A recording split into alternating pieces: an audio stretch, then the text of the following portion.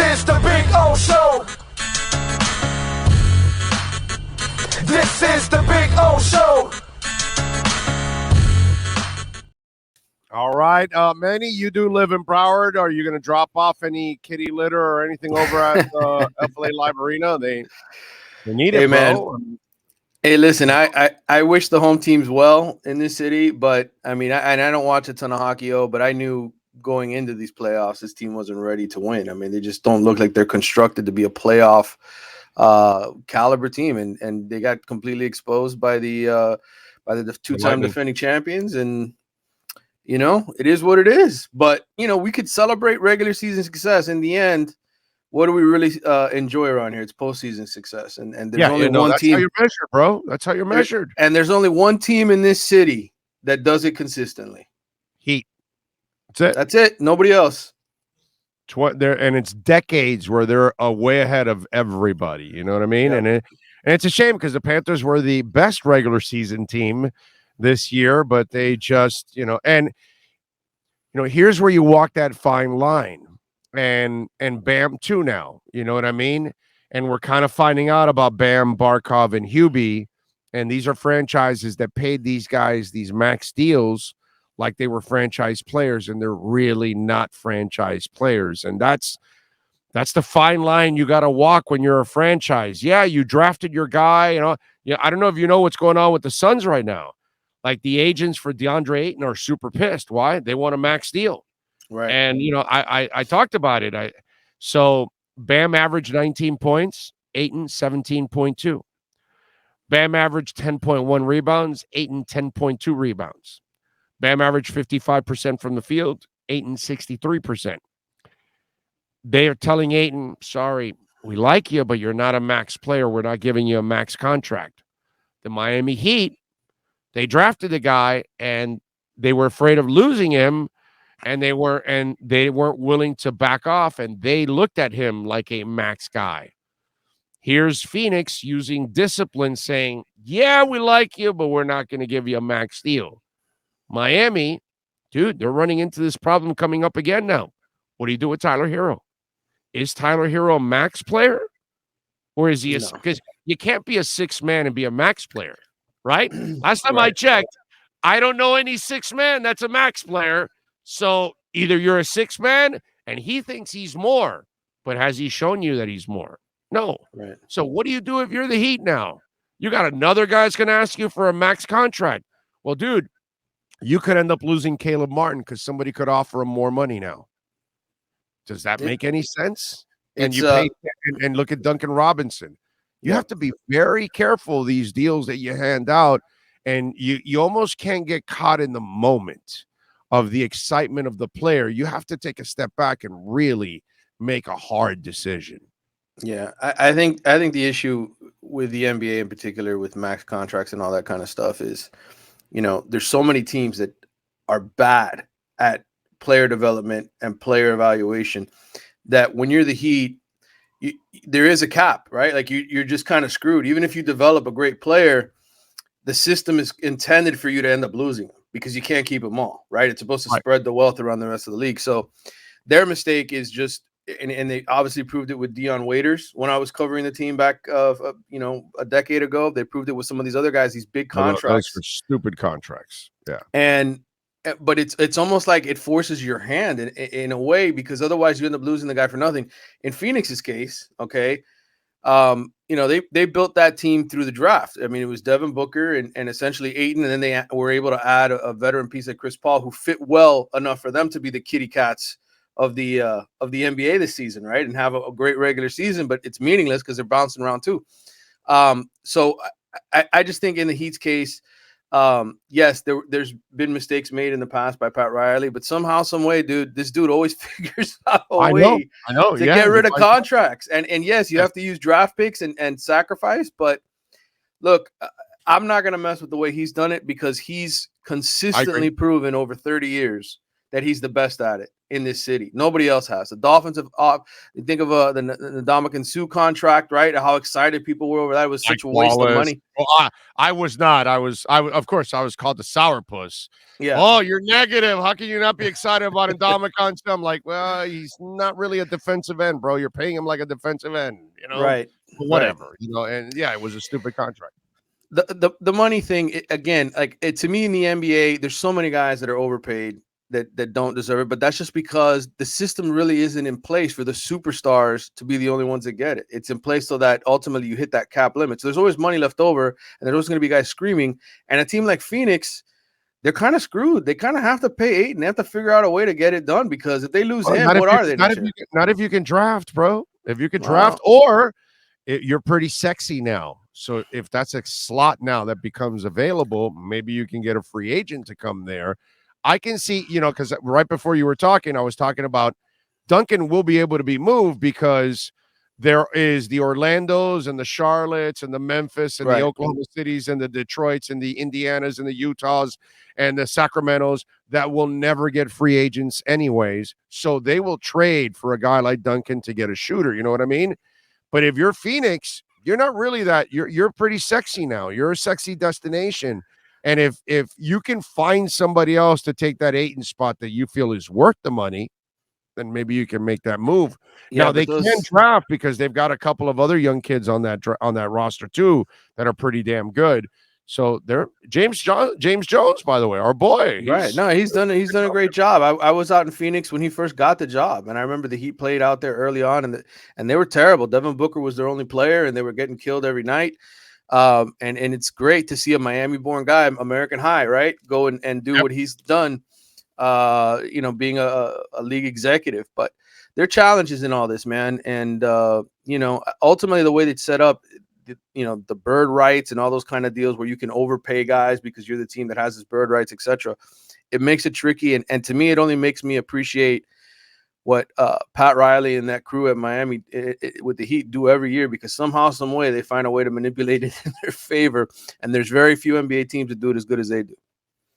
By the way, Joey Vasquez says, I'm actually going to show up with a tub of kitty litter at the Florida Live and tell him Big O sent me. Joey, please do it. And please videotape it and post it on social media and tag at Big O Show. Let's start something. Okay? I am serious. Go ahead. Let's have some fun with this. Drop off kitty litter and balls of yarn and catnip. And I'm telling you, dude, please do that. Send them a message. They kind of, the players need a message. That ownership group is amazing. I think Bill Zito will look at it like he's been doing already since he took over for Talent. He's going to go, okay, this is wrong. This is wrong. Because I've said this, you got to trade Huberdeau or Barkov now. You've got to trade. I would trade Huberdeau, and I would go find me a son of a bitch. I don't know. I would do a Pat Riley. Where's Alonzo? Where's Shaq? Where's Timmy? Where's Jimmy? Where's Mason? Where's that disgruntled star on some NHL team? Let me go trade for that guy if I'm the Panthers. You need to go trade for a son of a bitch. And Riley does that all the time. He goes and finds a son of a bitch, and he brings him to his team because he can identify him. Bill Zito needs to identify a son of a bitch because you know what's funny? I was laughing at. You remember the yesterday they were talking about the strip club story?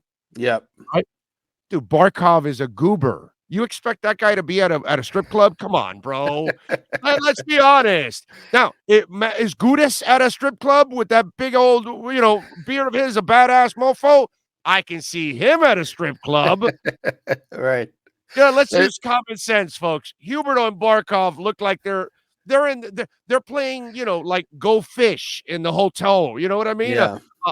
An exciting evening for Barkov is that he had a Coke. You know what I'm saying? It's like, yeah, I had some caffeine today. It's like, come on, bro. Let's be honest. Yeah,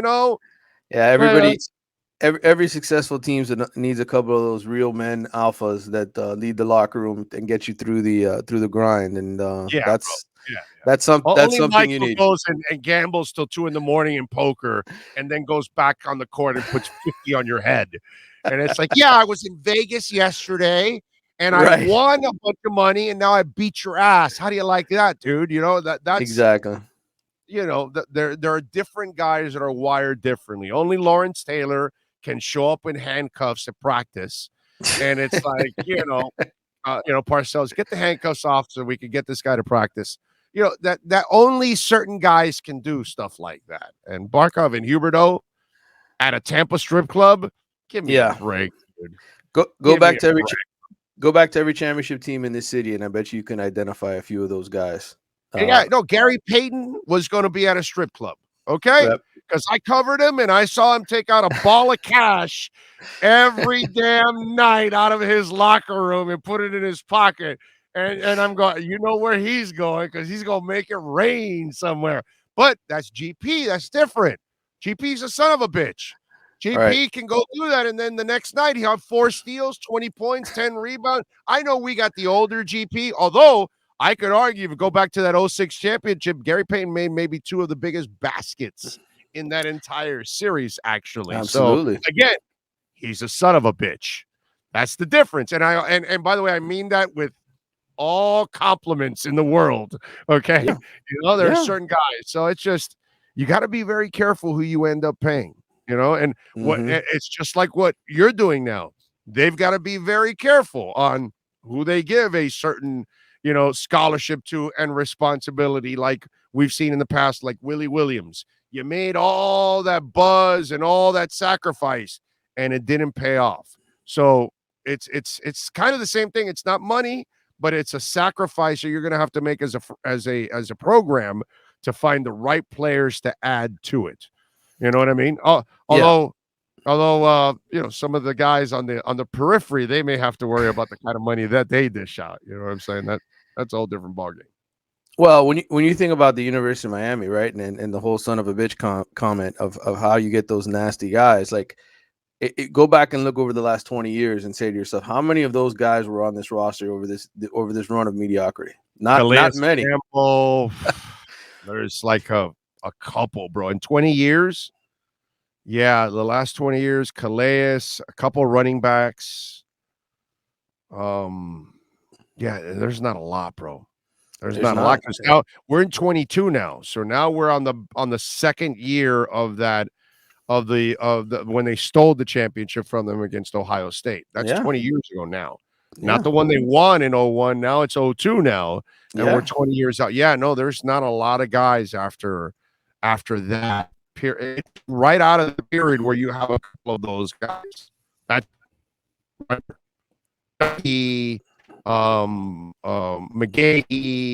all those kind of guys came right there at the end of that run, right around there, right? Yeah, Sean Taylor, the late Sean Taylor. I mean, all of those guys were recruited in 2000, 2001. That was sort of the last really elite recruiting classes at Miami in terms of just, dogs that would go on to have great NFL careers. So, I mean, that's what Mario's trying to do, is find those guys again, right?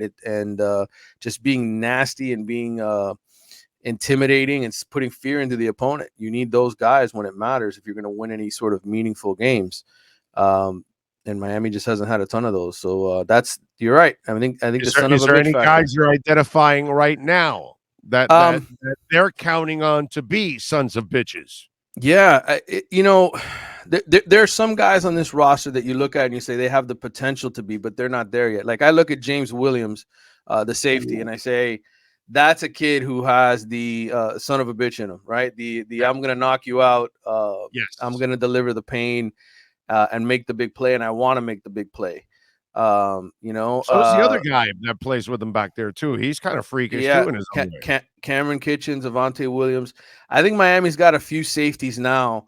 Cameron Kitchens reminds me a little more of Ed Reed. He's more of a cerebral guy. Not that Ed wouldn't knock you out, but Ed was more of a I'm going to out scheme you, I'm going to trick you type of guy.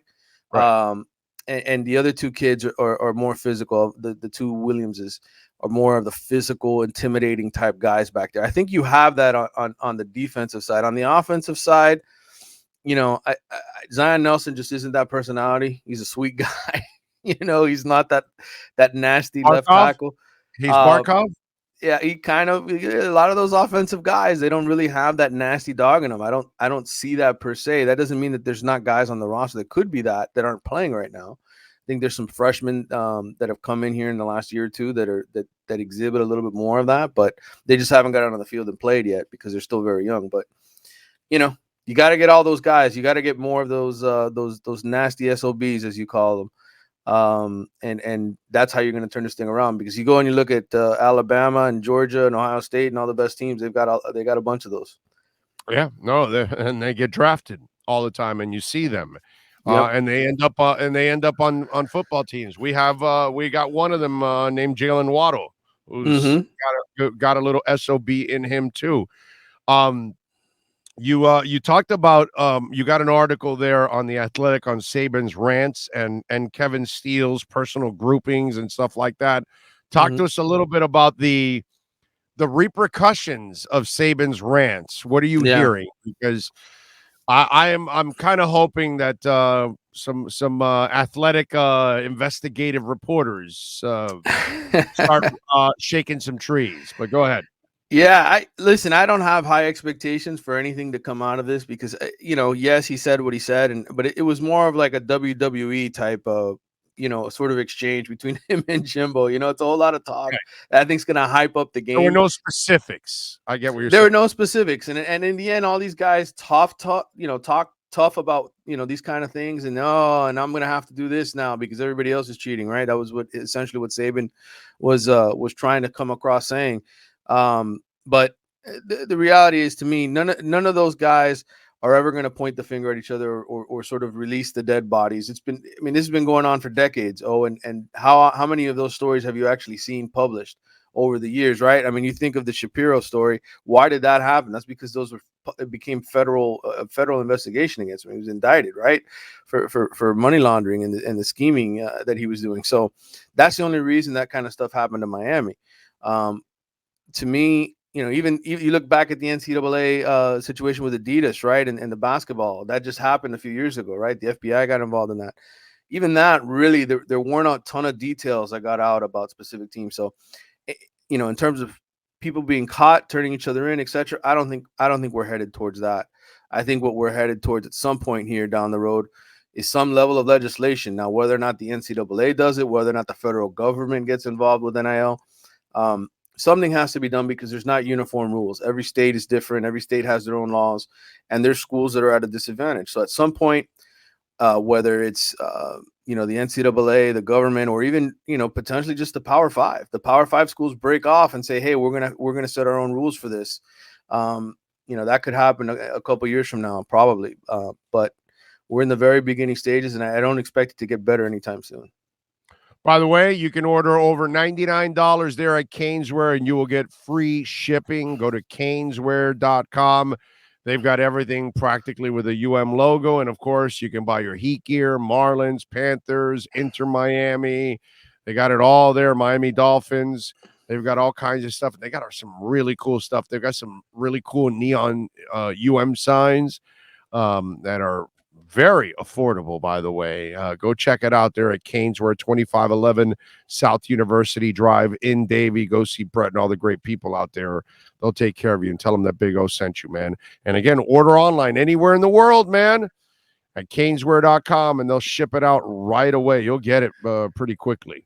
By the way, some people we got here, they're picking on Udonis Haslem's head from last night. Did you? Why are people?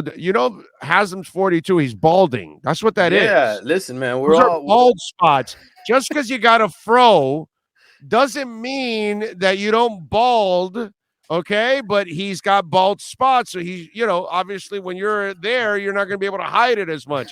So I'm sure he's trying to hide it, like the rest of us that get balding. Oh yeah, absolutely. I love how some of you out there make it sound like that'll never happen to me. Leave the man alone. He's balding. He's 42 years old, bro. There's nothing wrong with him. He doesn't have any diseases. He's balding. That's the way it is, man. We all get old, and I'll tell you what, man. I'll tell you what. Yes, patchy in his way. It's patchy. And you know what I mean? He doesn't play anymore, but he's still an important player on that team, in my mind. In terms of just regulating that locker room and keeping guys focused. I listen, when I covered the Heat those 3 years, right after the Big Three era ended, everybody was like, "Well, what's the point of paying Udonis? Why are we wasting our league minimum contract on this guy all the time. It's like, no, dude, like he is the heartbeat of that team. He still is in that locker room. Well, he's the motivational one. Because Yeah, that's not really, not really Mr. Motivation. He's Mr. Cerebral and X's and O's and all that kind of stuff. And he makes you see the game and then say, "Oh, okay, coach, yeah, that's great. That's a great call. Oh, that's a great move. That's a great play." But Udonis is the guy that goes and rattles the cages. Oh, absolutely. And that's kind of what they have him there for. But the poor man's balding. Leave him alone, bro. Let him enjoy his male pattern baldness. Yeah, dude, I was at Pat Benatar 2 nights ago, and there was this guy that was all bald. Right? Yeah, he only had like a little patch of hair in the back with a ponytail coming out of it. Hey, let him enjoy it. He hung on to the back patch of his head. Yeah, and he had like long enough to add like a little point. Hey, bro, you gotta hang on to whatever you can hang on. So if he wants to try to keep the fro alive, let him try to cover up Patch Adams all over the place. It is what it is, bro. Leave him alone. By the way, we didn't talk about it, but Canes baseball this week. First of all, congratulations on a good season. That was the best season they've had, I think in 7 or 8 years in terms of regular season record. They're a top 10 team right now. They're probably going to host a regional. They will host a regional unless somehow they get screwed. And then after that, it's a super regional. So hopefully Gino DiMare this can be the season he has where he can hang his hat on and get to Omaha. And you know, Miami's baseball program has kind of been through it. And I always tell people all the time. How's he doing it? I don't know if you follow deeply on it, but yeah. How in the F is he overcoming something like that money that you have to have? Is he recruiting the right kids and the right parents? Because I think part of it, I think be talented, and the parents got to have enough money to pay for half the damn scholarship, and that's a lot of money for a half scholarship at the University of Miami. I'm just saying. Yeah, I just think it's identifying the right kind of kids that are going to fit your system, that are going to not only have parents that do the financial backing, but then also just kids that want to be at Miami. That's a hard enough thing in itself, right? Does he recruit the kid and run a credit check on the parent? Probably. That's probably how he does. That's the secret to success at UM baseball. But hey, I see your credentials. The parents, let me see your credit scores here. I just gotta make sure. Let me see your bank accounts there. You got the cash? Because seriously, I don't think people realize that. I mean, what Gino's done is super special, considering the limitations that baseball has when it comes to its, and people are saying, well, they got a couple kids on NIL now. Yeah, but that's a couple, right? I mean, that's a handful. You in baseball, you need a full roster, you need a full pitching staff. And it's not easy to win. It's not easy to win when you're at the top and you've got all the best players, which is the way Miami used to do it. They recruit the best players in the country that come here and play. Now it's kind of like, no, you gotta just know how to manage. You gotta know how to push the right buttons in a lot of these situations.